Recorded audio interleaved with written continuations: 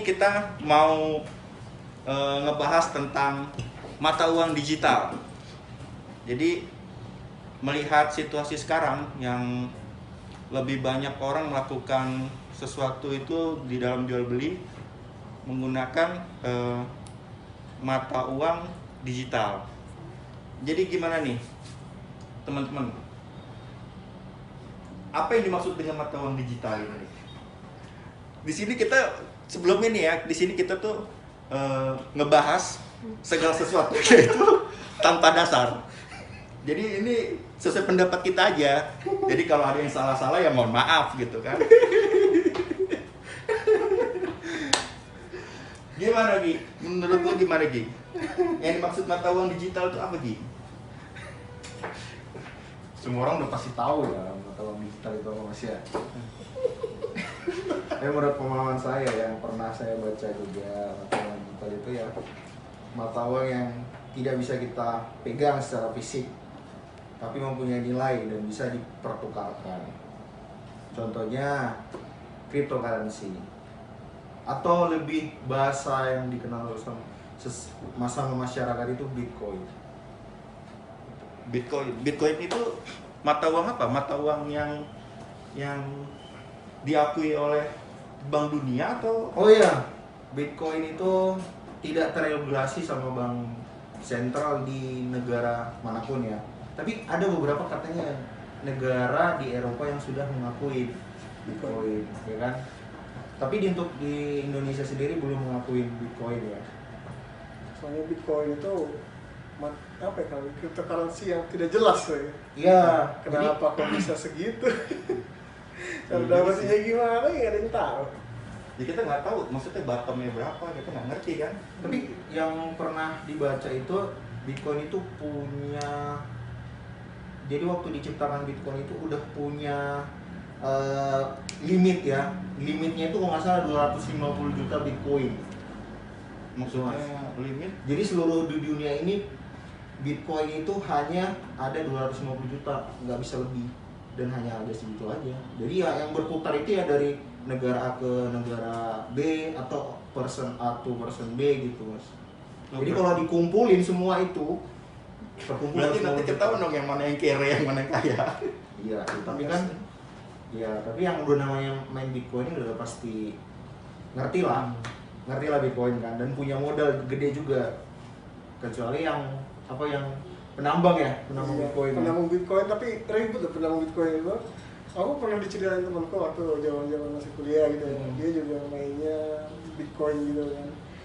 Bitcoin itu dulu itu apa, Satoshi atau apa gitu. Jadi 1000 Satoshi itu bisa ditukarkan 0,001 Bitcoin. Nah. Itu Jadi Satoshi Bitcoin itu emas bukan sih? Bukan ya? Bukan, kayak mata uang Digital. Iya.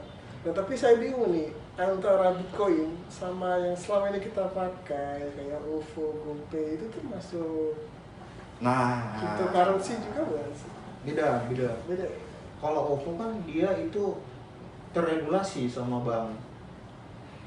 Jadi istilahnya kita make OVO itu sebenarnya kita kayak make uang fisik, cuman dikonversi dengan Aplikasi. aplikasi di OVO.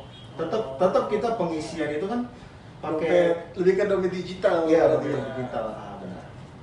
Mungkin dompet ya itulah. berarti nanti suatu saat uang fisik yang bentuknya fisik, uang kertas, uang segala macam nantinya akan hilang berarti ya. Bisa jadi. Apalagi sekarang waktunya pandemi, pemerintah juga bilang untuk mengurangi kontak fisik. Ini aja kita walaupun berdekatan kita pakai masker. Tidak ada SOP semuanya nih. tidak ada dan itu pencitraan ya, karena video ini mau diambil makanya. Ini ya, tetap pencitraan itu perlu. tapi Mas Jose ngap-ngapan loh. Ngap. Termasuk isi dompet ngap nih, semua di lockdown ya. Iya. Jadi waktu diperiksa suhu tubuh oh normal 35-36. Coba diperiksa suhu dompet 47 meriah. Pejuang 45-nya udah kabur Kabur emang. 45. Aduh bahaya nih. Jadi kalau misalnya nanti suatu saat yang namanya uang digital ini pasti akan digunakan, kira-kira efeknya apa nih ke perekonomian kita? Apa nanti orang jadi kayak gimana perilakunya atau berubah perilaku? Gimana tuh menurut teman-teman semua? Apa berarti orang nanti nggak perlu nabung gitu ya? Ya itu jadinya cuma kayak dompet aja berapa bitcoin yang kita punya gitu. Tapi kalau yang jelas kalau memang cryptocurrency itu berlaku ya pola hidup pasti berubah. Minimal nih ya, kita sudah mulai terbiasa kan sekarang kemana-mana tidak perlu bawa dompet, cukup bawa HP. Jadi sekarang itu kita lebih khawatir tidak membawa HP daripada tidak membawa dompet. Ya sekarang kita bisa kemana-mana dengan HP. Kalau bingung kemana ada Grab, ada GrabCar, ada Gojek segala macam. Kelaparan di tengah jalan, pesen GoFood. Bisa Iya. kan? Nggak harus cari restoran atau makanan pinggir jalan ya kan, kalau kita nggak punya dompet ya. Jadi mungkin ke depan kita semua cukup dengan satu gadget mungkin ya, dengan satu gadget itu bisa melakukan segala sesuatu aktivitas melalui gadget. Tapi bahaya nggak sih kalau misalkan yang namanya kalau sudah kita bicara teknologi, pasti kan itu nanti di dalamnya ada hacker, ada ya pokoknya penjahat digital lah, pencurian data gitu dan segala macam ya. Itu apa nggak bahaya ya? Ya salah satu resikonya kan pasti itu bos. Nah mungkin gimana Alfian itu mantan yang pernah berkuliah di Nah, ini buat teman-teman semua, buat teman-teman semua nih. Narasumber kita kali ini orangnya kompeten semua. Karena ini lulusan dari sekolah yang qualified lah. enggak, saya lulusan Perbanas. Wih sebut merek. Waduh. Ya apa sih?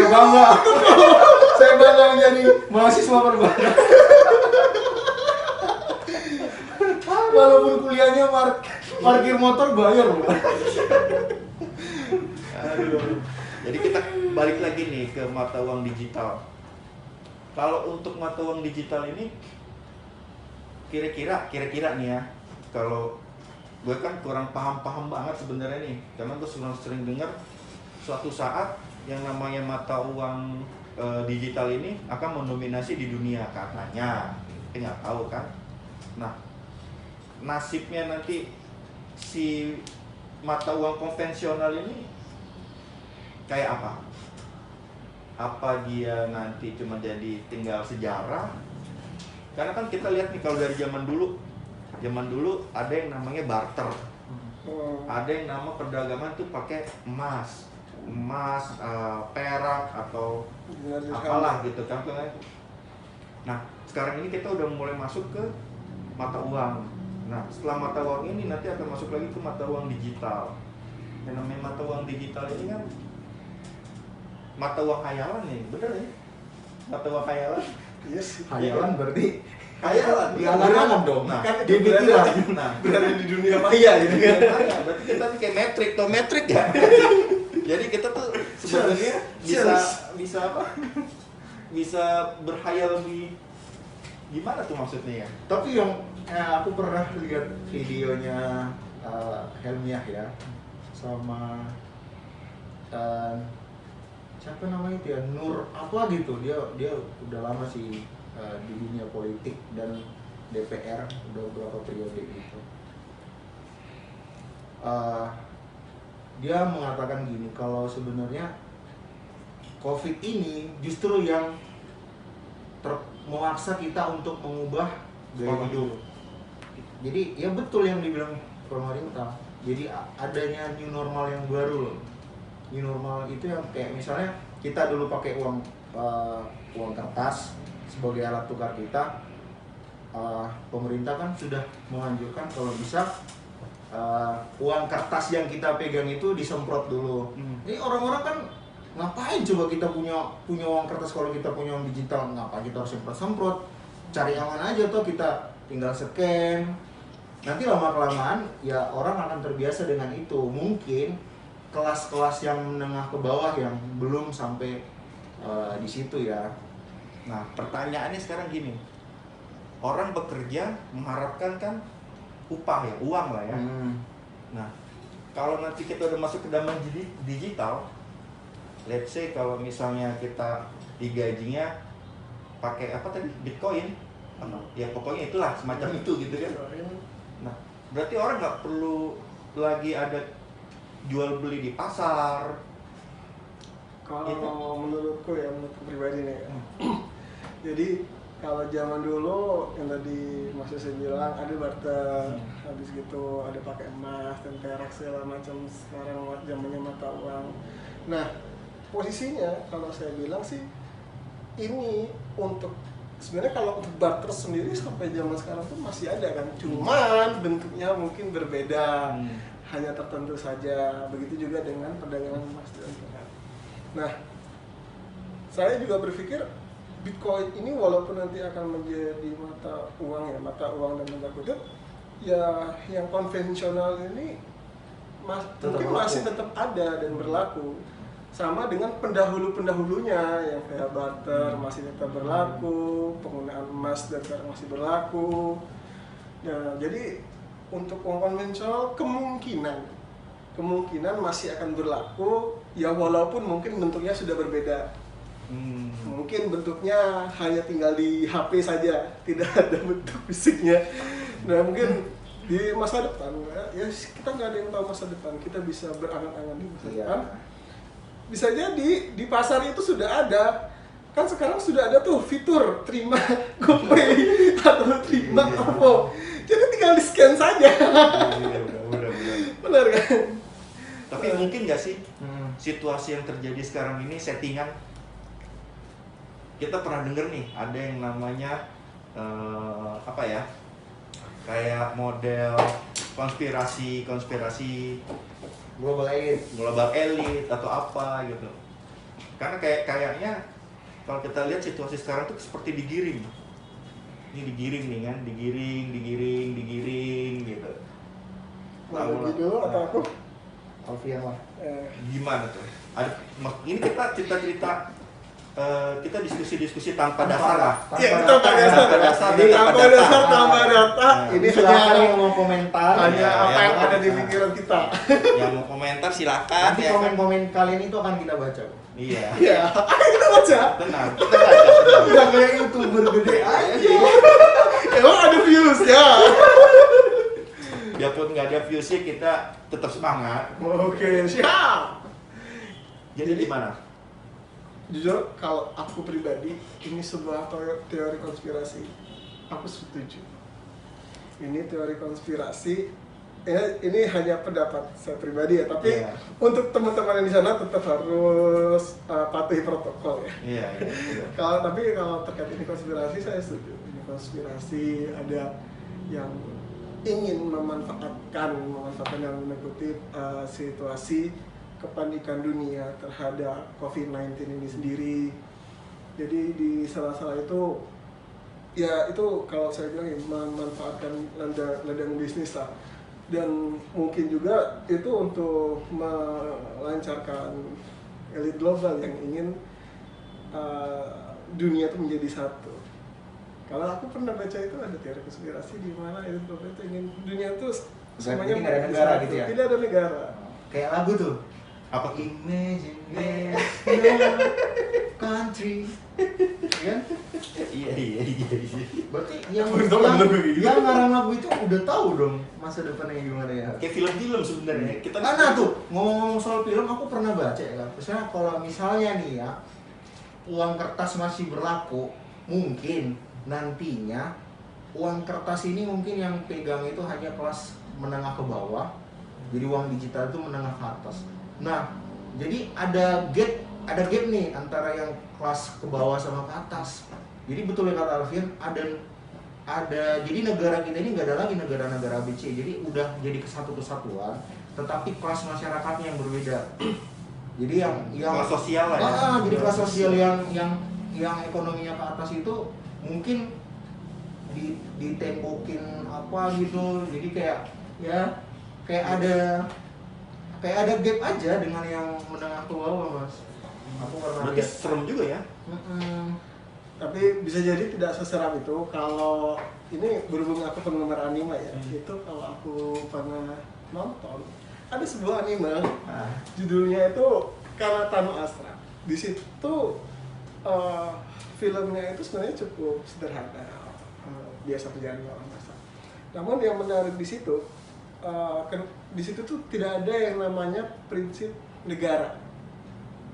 Tidak ada yang namanya prinsip negara. Kenapa kok tidak adanya prinsip negara? Karena berkaca dari masa lalu, dengan memakai prinsip negara selalu ada perang, perebutan kekuasaan satu dengan yang lainnya.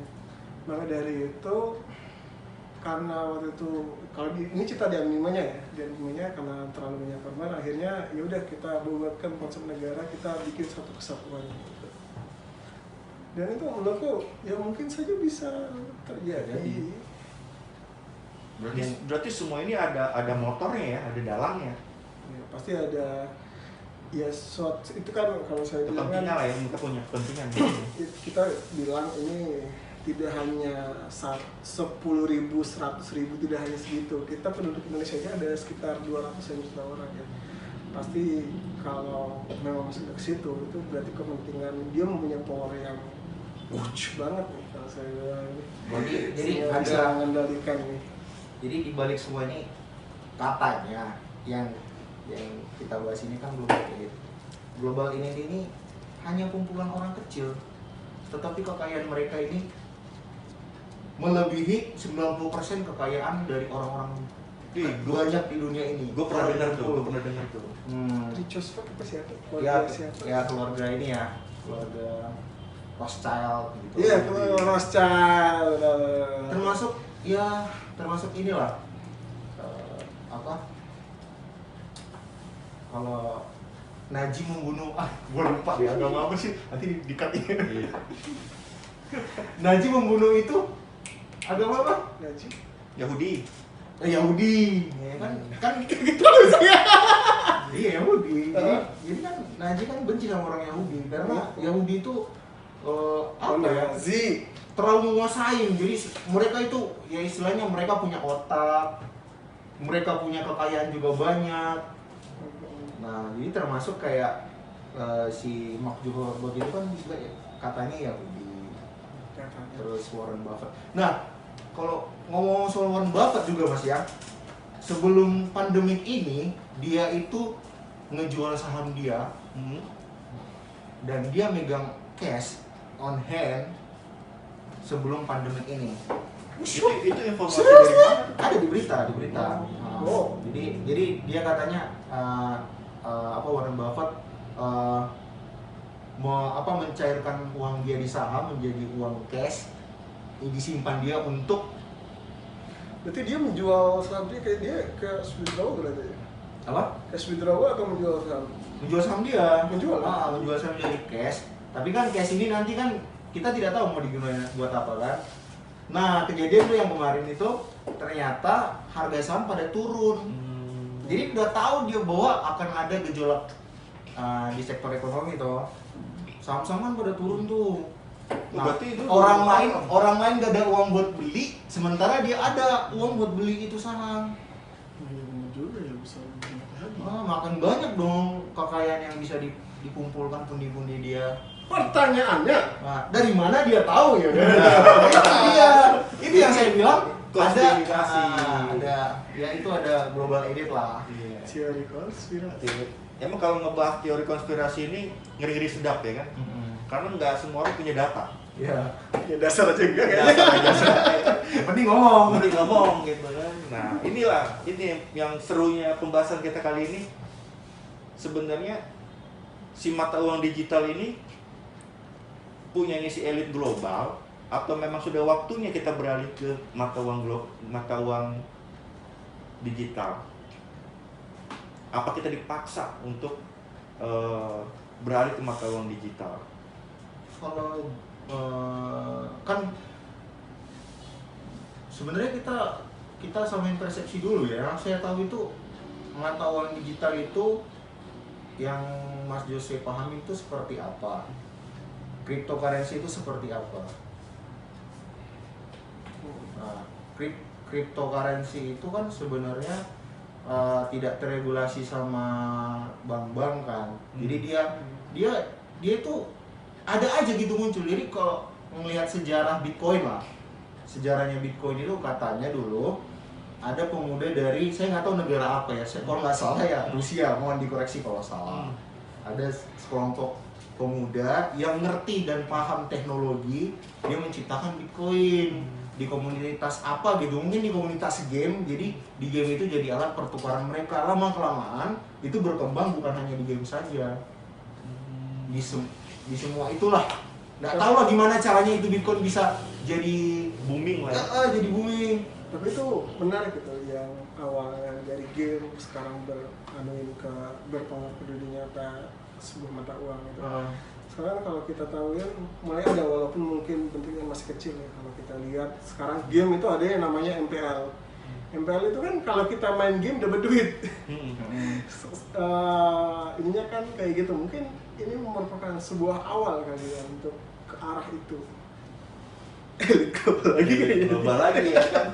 Nah sekarang berarti nanti suatu saat ya mungkin ya nggak ada yang namanya negara deflasi, inflasi, nggak ada ya kan. Kembali ke prinsip permintaan penawaran. Iya benar tuh, inflasi deflasi nggak ada tuh. Nggak ada kan. Mungkin sisi positifnya di situ ya. Nah tapi untuk mencapai ke situ ini kayak pengorbanannya gila-gilaan nih. Iya kan? Dan nggak semua negara menerima itu Mas, cryptocurrency. Kayak salah satu negara di Arab juga, mereka sekarang udah menggunakan emas untuk jual beli mereka kan pembayarannya. Balik lagi ya? Balik lagi. Yang tradisional. Nah ini kan jadi apa ya? Jadi dilema juga kan buat negara-negara yang lain. Di satu sisi mungkin ada plusnya kalau si mata uang digital ini menghilangkan inflasi deflasi mungkin ya kan. Nah di satu sisi apakah mesti balik lagi ke zaman dulu nih bayar yang pakai emas atau pakai apa gitu? Kalau itu nggak mungkin. Memungkinkan kita bisa bayar pakai emas apabila teknologi itu sudah hilang. Nah, Iya, kalau itu ya mungkin kita balik lagi ke zaman batu. Ini nih zaman ini, tradisional. ini konspirasi lagi nih ya kan. Jadi keinget gue itu cuy, ada film ya kan. Ini saya cuma berdasarkan film aja nih pemahaman saya ini. Kita kita kan Kebetulan hobi nonton ya kan. kan ada juga tuh di film yang kalau habis kerja dikasih waktu Time ya. time. Apa mungkin kita balik ke situ apa Bisa menuju jadi ke seperti situ itu, ya kan? Bisa jadi loh. Oh, jadi kita bekerja time. Nah, jadi hanya dihargai dengan waktu ya. Biarpun nggak mati gitu kan. Cuman waktunya mungkin waktu bisa tukar beli beras gitu kan. Ya kita tidak tahu kan ke depannya. Karena lihat deh, perhatiin film-film zaman sekarang tuh kayak ngarahin kita menuju ke sana Masa depan ya. Iya. Jadi Dan mereka kompak pula. dan beberapa Iya. yang aku lihat ya, ada film-film dulu itu kejadian di masa sekarang. Nah, banyak. Kayak Contohnya di Star Wars itu loh, Hmm. kan ada tuh yang pernah dibilang beberapa adegan atau scene di Star Wars yang kejadian di masa sekarang, kayak gadget banyak deh, aku lupa deh itu kemarin itu. Termasuk ini apa, video call. Iya video call dulu kan Video kayak call. keren banget kan video call. Jadi di Star Wars kan dari tahun berapa itu? saya nggak nonton Nah. Star Wars ya. Saya nontonnya anime. Dari tahun berapa tuh? Jadi kayak ditampilkan ada telepon tapi ada mukanya gitu loh yang Oh, padahal zaman itu belum ada yang begituan lah. ya itulah yang namanya kekuatan dari sebuah impian. Oh bisa jadi. Jadi kita disuruh berhayal dulu. Siapa tahu nanti jadi kenyataan. Kenyataannya, walaupun juga nggak tahu jadi bakal jadi nyata. Nah, balik lagi nih kita ke mata uang digital nih. Seru nih mata uang digital nih. Berarti semua orang bisa kerja tanpa kantor berarti ya. Semua virtual. Enggak dong. Hmm? Enggak dong. Kalau orang nggak kerja gimana perekonomian jalan. Nah, Tapi bisa jadi karena kita mulai di sistem masih seperti itu. kita nggak perlu kantor, jadi virtual gitu loh. Tetap ada yang kerja lapangan sih menurut gua. Kecuali kuli kali ya, Iya. kuli gitu ya. Nah, pertanyaannya apakah kita di masa depan kita akan kerja lapangan? Nah, Nah, kalau di masa kita pasti ya kita tetap seperti ini. Tapi kita nggak tahu ngomongin 1000 tahun lagi ketika kita sudah mati gimana. kalau udah mati nggak ada yang tahu pak. Iya. Kita nggak ada yang ngerti. Kejauhan kalau itu kan. Iya, tapi kalau untuk masa kita mungkin belum sampai Iya sih, situ. tapi kalau kita sih masih belum kayaknya. Masih tetap yang itu. tetap kita kerja mas, karena ya Kayak sekarang nih, kayak model pandemik sekarang nih, kita WFH gitu kan. Nah, orang kan cukup modal komputer, kerja, kirim sana, kirim sini, selesai. WFH itu untuk ya kerja kantoran. administrasi. Hmm. Ya kerja lapangan tetap masuk mas. Ini mungkin kerjaan Kan nggak mungkin kita membangun ruko pakai Zoom meeting ya kan. Jadi, how to make a building with a Zoom meeting. tapi di gue pernah nonton film apa gitu, Iya. film anime kok nggak salah tuh, Dragon Ball, Set. ya kan? Ah. Gimana, Nggak usah Dragon Ball lah, itu terlalu anime. Anime itu siapa dong? Ini, apa namanya, yang orang yang bisa kecil cut gitu, Ant-Man. Oke. Ant-Man itu dia nggak perlu bangun loh. Lu pernah lihat ya Ant-Man yang kedua? Dia cuma kotak kecil, dilempar, cuy, jadi gedung cuy. Apanya? Kantornya, Oh, labnya. iya memang benar. Jadi di Ant-Man itu apa ya kalau menyusutin nggak? Menyusutkan Iya, nggak? jadi kecil. menyusutkan barang. Tinggal dilempar set jadi.